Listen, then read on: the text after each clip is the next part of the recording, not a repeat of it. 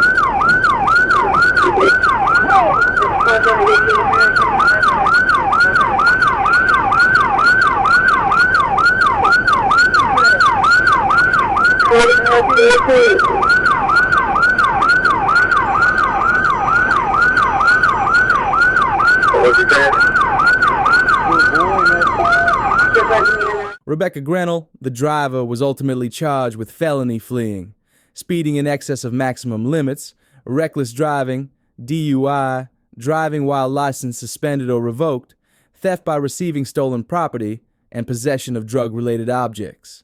Jarrett Eason, the passenger, was charged with theft by receiving stolen property and willful obstruction of law enforcement.